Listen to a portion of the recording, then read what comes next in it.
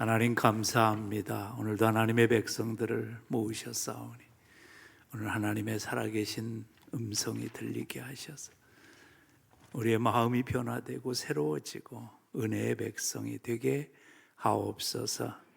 사랑 많으신 우리 구주 예수 그리스도의 이름으로 기도드리옵나이다. 아멘.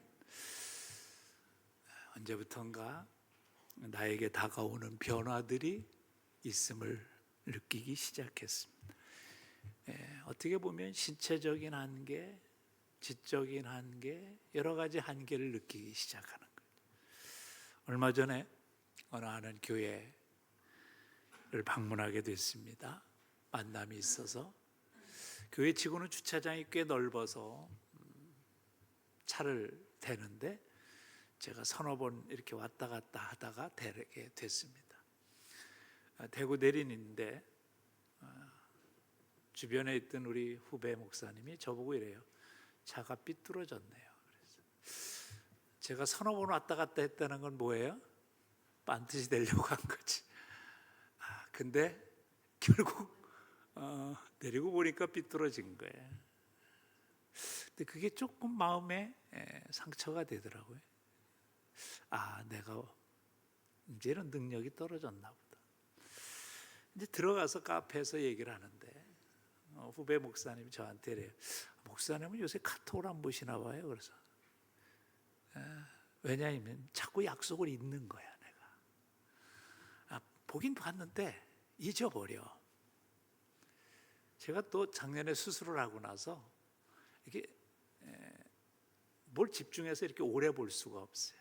그러니까 제가 여러분도 사실은 잘 안 보여. 은혜로 그냥 누군가 보다 감으로 잡는 거예요. 그런데 그러다 보니까 모든 게 조금씩 자꾸 한계를 느껴가는 거죠. 근데 그것이 습관이 돼버리는 거예요. 습관이 돼. 질병으로 한 한계, 세월이 흘러가고 나이가 먹고 그러므로 어떤 반응의 속도에 한계를 느끼게 되는 거죠. 근데 가만히 보면 이건 나의 문제만은 아니야. 우리들도 세월을 살아가면서 자꾸 그런 질병과 어떤 자기에게 일어나는 생리적인 문제로 인한 한계가 느껴지게 됩니다. 근데 문제는 그 한계에 묶여버린다는 거예요. 여러분한테도 여러 번 한 얘기지만 벼룩 얘기가 있죠. 벼룩은 근육이 발달해서 적어도 자기보다 200배 이상 높이 뛰는 아주 특별한 곤충입니다. 그래서 벼룩은 참 높이 뛰는 거예요. 근데 이 벼룩 가지고 시험을 했대잖아요. 유리 그릇에다 넣어서 천장에 유리막으로 유리를 막아. 그럼 얘가 뛰다가 200배 이상을 뛸 수 있는데 100배만 뛰어도 대가리를 막히니까 나중에는 이 친구가 거기까지 안 뛰는 거야. 95배, 90배만 뛰고 마는 거죠. 근데 유리막을 제거해도 그 친구는 계속해서 90배밖에 안 뛴다는 거예요. 왜? 한계가 이미 그에게 익숙해졌기 때문에. 사실 사람도 그런 경향이 많습니다. 그래서 내가 경험한 것, 내 청각, 촉각, 시각, 후각 이런 것들로 우리는 뭐냐면 자신의 한계를 결정합니다. 인식의 한계, 능력의 한계, 경험의 한계. 그리고 새로운 것에 대해서 도전하고 나가는 것에 대해서 불편해합니다. 신앙이란 뭐냐? 이런 유리병의 중간을 뛰어넘게 하는 거예요. 믿음이란 것. 신앙의 세계는 뭐냐면 하나님을 의지함으로 말미암아 내가 연약해지고 나의 인식이 능력, 지적 능력, 반응 능력이 떨어지더라도 하나님을 의지해서 믿음의 도전을 할 수 있는 것, 이것이 신앙인 거죠. 오늘 본문은 여러분이나 저나 너무 잘하는 얘기예요. 잘하는 얘기하면 상당히 위험해요. 왜 그래요? 아는 건데. 아니, 다윗과 골리앗 얘기는 미안하지만 예수 믿는 사람만 아는 게 아니에요. 동화책으로도 많이 나와서 사람도 다 아는 얘기. 모르는 사람이 혹시 있을까 봐 얘기를 하는데, 블레셋이라는 나라에 골리앗이라는 장군이 있어요. 이스라엘하고 전쟁을 하는데 이스라엘이 맨날 져. 이유가 뭐냐면 골리앗이라는 장군이 워낙 출중한 거야. 등치를 재는데 3m 가까운 그런 큰 키인데, 우리가 등치만 크고 미련하다는 말을 많이 하지만 아니야, 등치가 크고 지혜로워. 그래가지고 이게 백전백승이야. 그러니까 이스라엘은 거기에 가면 게임이 안 돼요. 그날도 전쟁하는데 또 신나게 깨지고 있는 거예요. 누가요? 이스라엘이. 근데 그때 다윗이 아버지의 심부름으로 전쟁터에 가게 됩니다. 형들한테 특식을 좀 갖다 주라 아마 그랬겠죠. 근데 그 사건 속에서 우리는 세 종류의 사람을 만납니다.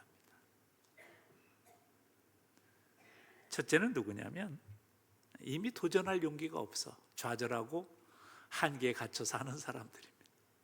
이건 누가 봐도 안 돼. 나는 1m 한 60, 70인데 아예 상대방은 뭐 3m 가까운, 이게 뭐 게임이 돼. 한번 이렇게, 제가 가끔 이제 예능 프로그램에 보면 강호동이라는 친구가 있는데 나이가 먹었는데도 힘이 엄청 세더라고.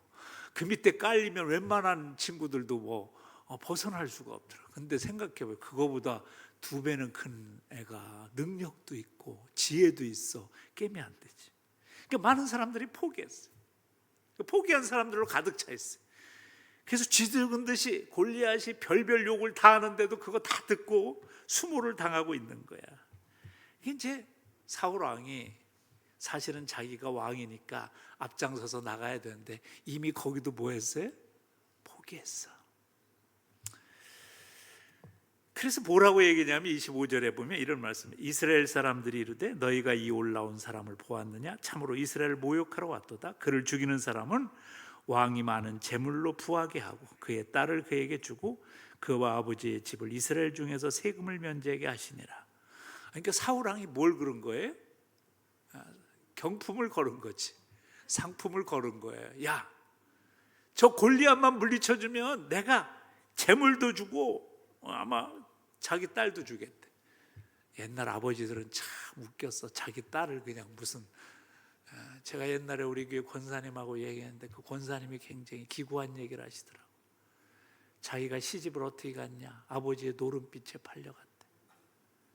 아버지가 노름하다 어떤 인간한테 줬어. 그 이것저것 저것저것 다 뺏겼어. 그러고 나서 누굴 걸었냐면 자기 딸을 걸은 거야. 그래서 자기가 할 수 없이 시집 갔대. 갔더니 그 집의 아들이 자기보다 나이가 많더래. 참 사울 왕도 어떻게 보면 대책 없는 사람이야. 아니 그 이길 사람이 누군 줄 알고 그런데 어떡하고 있냐? 24절에 이런 말씀이 있어요. 이스라엘 모든 사람이 그 사람을 보고 심히 두려워하여 그 앞에서 도망하며. 객관적인 사건으로 보면 누구나 다 도망할 수밖에 없어요. 그때는 뭐 총이 있는 것도 아니고 육박전에서 1대1의 싸움에서 이겨야 승리하는 건데, 그런데 어떻게 보면 이건 굉장한 기회예요. 일반 평민이 귀족이 된다는 거 있을 수 없는 일이야. 근데 사람에겐 이런 기회가 있을 수 있어요. 근데 우리는 그런 기회를 보면서도 뭐라고 그래요? 안 돼. 이건 생각해봐. 말이 돼 이게? 그리고 모든 사람들이 다 지금 그러고 있는 거예요. 근데 여러분 가만히 생각해 보세요. 지그지글러가 이런 얘기를 했다고 얘기했지요. 도전하지 않는 사람에게는 상급이 없어. 아무것도 없어.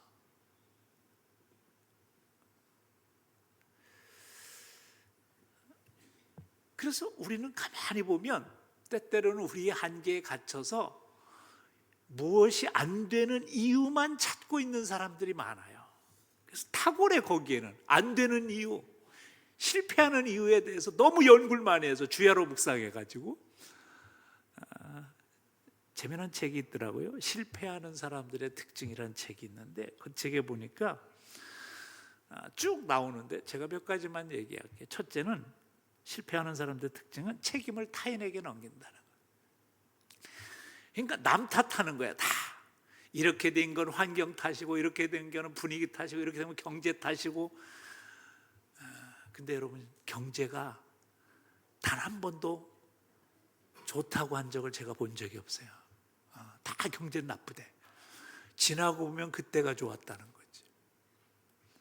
남 탓을 하는 거예요. 조상 탓. 그래서 우리나라 말에는 그런 말이 있어요. 안 되면 조상 탓한다. 조상 탓. 두 번째 뭐냐면 말만 한다는 거예요. 말은 번지를 한데 행동하지 않는 거예요. 내가 아침 일찍 일어나서 이거 계획 세우고 이렇게 살아가겠다 말은 하는데 그 다음날 보면 안 그래, 또 옛날처럼 똑같이 살아. 그런다는 거죠. 세 번째는 뭐냐면 정확한 목표가 없다는 거예요. 인생의 목표가 없고 삶의 목표가 없어요. 한 달 동안 어떻게 살 건가, 오늘은 어떻게 살 것인가에 대한 분명한 목표. 그리고 그냥 시간이 주어지니까 아침밥 먹고, 그리고 또 하루가 주어지니까 어찌 살아가는 거예요. 네 번째 중요한 게 참 중요합니다. 뭐냐면 쉬운 길, 편안한 길만 찾는다. 쉬운 길, 편안한 길. 그러니까 그 사람이 성공할 사람이냐 실패할 사람이냐면 어떤 일을 던져봐서 그 일을 편한 쪽으로 하면 그 사람 분명히 인생을 실패하며 살 사람이 있다. 그게 성공할. 그래서 거창고등학교라는 고등학교를 세운 그 전 누구 목사님이신가? 근데 그분이 교장 선생님이 교훈을 썼는데 뭐라고 썼냐면 이렇게 했다는 거예요.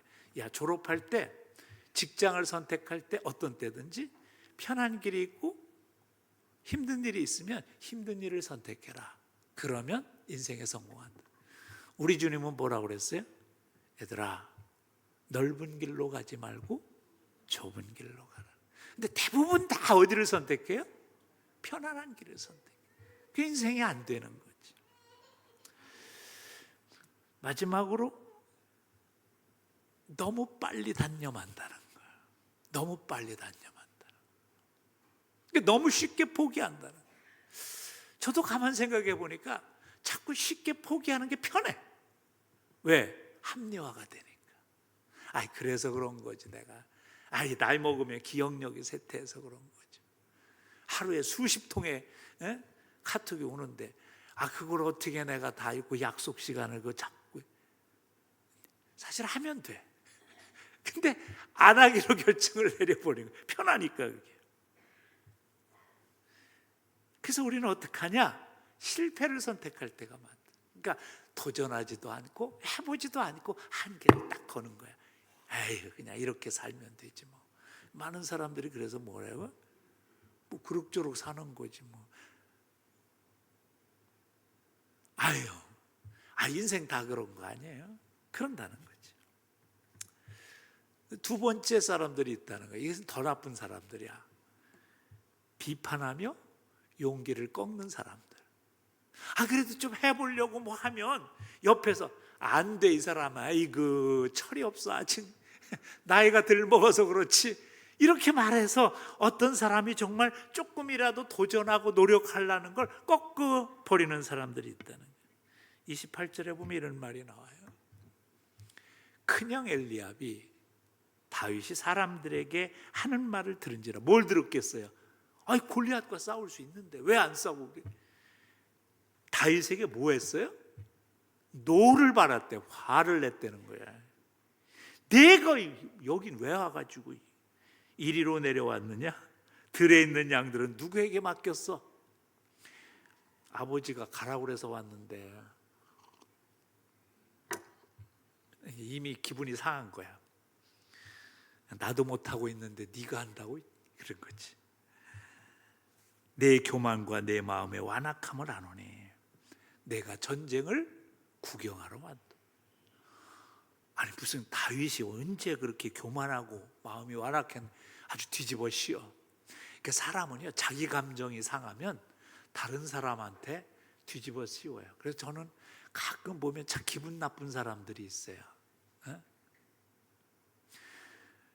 저한테 매일 막 이렇게 메일을 보내고 카톡을 보내는 사람이 있어요. 365일.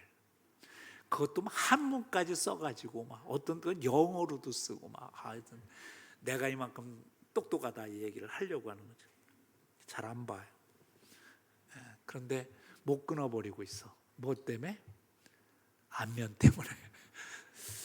그런데 때때로 보면 이게 뭐냐면 자꾸 사람에 대해서 부정적이게 말하고 부정적이게 얘기해요. 자기 생각대로, 자기 주관대로. 그러니까 자기도 못하면서 누굴 방해하는 거예요? 다윗을 방해하고 있는 거예요. 여러분도 그러지 않아요? 옆 사람이 조금 용기를 내서 뭐 해보려고 하지 마.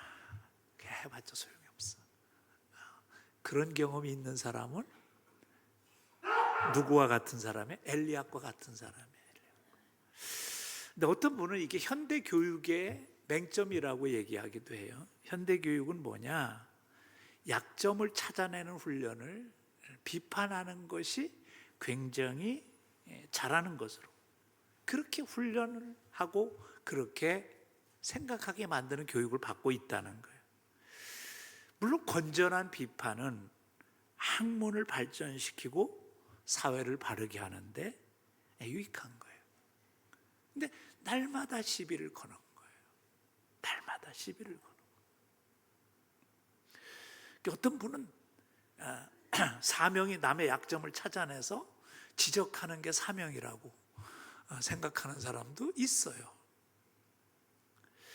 말도 안 되는 소리예요. 사실은요, 이게 다 사실은 누가 가장 잘하는 거냐면 성경에 딱 한 종류가 나와요. 누구요? 사탄이라는. 사탄은 뭐예요? 이름이 참소하는 자예요. 비판하고 고소하고 지적하고 하는. 근데 여러분 인생을 살다가 누가 나를 비판하는 얘기를 듣거나 나를 지적하는 얘기를 들으면 기분이 좋아요? 안 좋아요? 가졌던 용기도 안 나. 근데 우리도 사실 자주 그러고 있어요. 사람들이 뭔가 하려고 그러고 뭔가 노력하려고 그러면 안 돼, 그거 쓸데없는 데 하지 마. 그리고 거기다 한 가지 덧붙여. 나도 해봤어 옛날에. 나도 해봤어. 자기가 해봐서 실패한 일을 왜 남도 실패한다고 생각하는 거예요? 그래서 우리 주님이 뭐라고 경고하셨냐면, 야, 비판을 받지 않으려면 비판하지 마라. 너희의 비판으로 너희가 비판을 받을 것이요 너희 헤아리는 헤아림으로 너희가 헤아림 받을 것이라. 그래서 저는 참 중요한 게 뭐냐면 다른 사람의 장점과 가능성을 읽어주는 사람이 중요하다. 그런 사람이 필요한 거예요. 비판하는 사람을 통해서 세상이 바뀌지 않아요. 그리고 유익해지지 않는다. 하나님의 역사는 누굴 통해서 한계를 긋고 거기에서 넘어져 있는 사람에게 나타난 적이 없다는 거예요. 40년을 아팠던 사람도 도전을 하니까 어떻게 해요? 그때 주님을 부를 때 치유되고 고침받는 거예요. 예수님의 옷자락만 만져도 고침받겠다는 도전을 하는 사람에게 어떤 역사가 일어나는 거예요? 기적이 일어나는 거죠. 마지막으로 믿음으로 당당하게 도전하는 사람이 있어요. 누구요? 오늘 본문에 보면 다윗과 같은 사람. 다윗이 사울에게 말하되 그로 말미암아 사람이 낙담하지 말 것이라 주의 종이 가서 저 블레셋 사람과 싸우리이다. 그렇게 말해요. 제가 한번 해보겠습니다. 걱정하지 마십시오. 내가 싸우겠습니다. 근데 형도 뭐라 그래요? 안 돼, 임마. 너 양이나 쳐가지고 여기 구경 왔냐? 막 그러지. 근데 이 사울 왕도 뭐라고 얘기하냐면 33절에 이렇게 해요. 사울이 다윗에게 이르되 내가 가서 저 블레셋 사람과 싸울 수 없으리니. 너 싸울 수 없을 거야. 그리고 이유를 댑니다. 너는 소년이야. 아직 안 컸어. 다 크지 못했어. 그리고 상대방은 뭐예요? 어려서부터 용사야. 그는 옛날부터 달랐어. 넌 안 돼. 그런 거예요. 전 여기서 잠깐 멈춰봅니다. 성경 속에 나오지 않은 얘기 중에 사울이 이렇게 부정적으로 했는데 갑자기 그의 자기가 사실은 나가서 싸워서 골리앗하고 싸워 이겨야 되는 게 왕의 책임이잖아요. 그런데 자기의 갑옷과 자기의 칼을 주면서 그래 네가 싸워라. 그렇게 한 요 사이에 행간에 뭐가 있었을까? 한번 생각해 봤어요. 무슨 일이 있었을까요? 이런 사람이 있었던 거야. 왕이시여, 한번 시켜봅시다. 한번 시켜봅시다. 이런 사람이 있었을까요? 없었을까요? 있었을 거라고 생각해요. 저는 다 야 니깎게 뭐해 안 돼 막 이러는 사람 속에 한번 시켜봅시다. 그리고 어떤 사람이 이렇게 얘기했는지 몰라요. 내가 어젯밤에 나라를 위해서 기도하다 보니까 한 소년을 보낸다고 하셨습니다. 뭐 이런 사람이 있었을지 몰라. 뭐 성경이 안 썼으니까 그건 그냥 추측만 하는데 사울의 변화, 신경의 변화는 난 누군가 격려하는 사람이 있었다는 걸 생각해요. 저는 여러분이 그런 사람이 됐으면 좋겠어요. 다윗처럼 막 나서진 못하더라도 시켜봅시다. 조금 요 정도는 돼야지. 못하게 하는 엘리압이나 사울왕처럼 미리 판단하고 못하게 하거나 이러면 기적이 없는 거야. 다윗이 암만 골리앗을 싸워서 이기고 싶어도 왕이 허락하지 않으면 끝나는 거지 뭐. 그렇잖아요. 그런데 나갑니다. 갑옷이나 투구나 그런 걸 갖고 가지 않고 자기는 어때요? 자기가 쓰던 물맷돌을 들고 나갑니다. 근데 거기에 한 가지 중요한 단어가 등장합니다. 45절에 가서 보면 다윗이 블레셋 사람에게 이르되 너는 칼과 창과 단창으로 내게 오거니와 나는 만군의 여호와의 이름 곧 내가 모욕하는 이스라엘 군대의 하나님의 이름으로 내게 가노라. 이게 뭐는 거예요? 나 하나님 믿고 가는 거예요. 나 하나님 믿고. 하나님이 내 백이거든. 하나님이 나와 함께 싸우시거든. 여러분, 이게 그냥 쉬운 것 같지만 우리의 현실로 한번 들어봐요. 여러분이 다 하나님 믿는 사람이잖아요. 근데 여러분 앞에 지금 골리앗 같은 장애물이 있어요. 이게 무슨 뭐 사람이 아니라 여러 가지 장애물이 있어요. 그러면 여러분 하나님 믿고 내가 해보겠습니다. 그럴 사람이 몇 사람 될까요? 여러분 그렇게 할 수 있을까요? 저는 이게 참 대단하다고 생각해요. 다윗이 이 현실에 직시해서 내가 하나님을 믿으니까 하나님이 날 도와주실 거니까 내가 싸우겠습니다. 이게 믿음 하나 가지고 나간 거예요. 그의 무기는 뭐냐? 믿음의 무기였던 거예요. 믿음의 무기. 하나님의 능력을 전적으로 신뢰하는 믿음. 그냥 만들어진 거라고 생각하지 않아요. 재미난 얘기를 제가 하나 읽었어요. 2차 세계대전 당시 노르웨이에서 있었던 일이라고 그래요. 어느 목사님이 신방을 갔는데 그날따라 공습이 왔어. 이게 중립국으로 이미 선언했는데도 협박하려고 막 공중에 나치 독일이 비행기를 띄워가지고 막 중요 시설을 폭격하니까 목사님이 그 집에서 집으로 못 가고 그 집에서 머물게 됐어요. 밤새 폭격이 계속되는 거예요. 한잠도 못 자고 목사님이 뜬 눈으로 밤을 새우고 나서 거실에 앉아 있는데 그 집 딸이 2층에서 하품을 하고 내려오면서 아우 잘 잤다 그러면서 내려오는 거야. 그래서 초등학교 다니는 딸이 학교 가겠다고 내려오는데 잘 잤다는 거야. 그래서 물어봤대요. 야, 너 밤새 폭격하는 소리 못 들었냐? 아니 근데 잠이 왔어? 그랬더니 이 아이가 참 대답이 걸작이었어요. 아니 하나님이 안 주무시고 지킨다는데 왜 나까지 안 자요? 그랬다는 거예요. 목사님한테. 목사님이 충격을 받았어요. 목사님 평생 하나님의 말씀 전했는데 어젯밤에 걱정이 돼가지고 자기는 밤에 잠이 안 와서 보던 이 아이는 뭐라고 그랬어요? 시편 121편에 보면 이런 말씀이 있어요. 이스라엘을 지키는 자는 졸지도 아니하고 주무시지도 아니하시리라. 그 말씀을 믿었다는 거예요. 그래서 그 아이는 잠을 잘 잤어. 근데 이 목사님이 그때부터 목회 방향을 바꾸기 시작했어요.